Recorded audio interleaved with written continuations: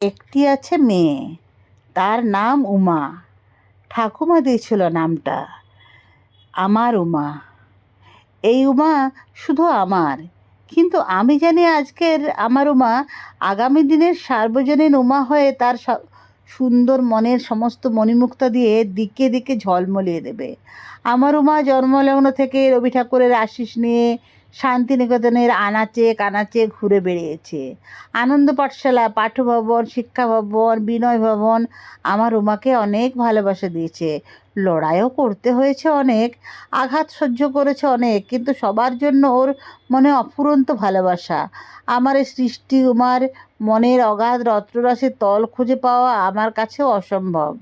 আমার উমা বাবার কষ্ট সহ্য করতে পারে না, পাছে বাবার অসুবিধা হয়, সেই জন্য খুব প্রয়োজন ছাড়া কোনো চাহিদার কথা বলে না। কোনো কিছু কেনার আগে অনেক ভাবে, কোনো কষ্ট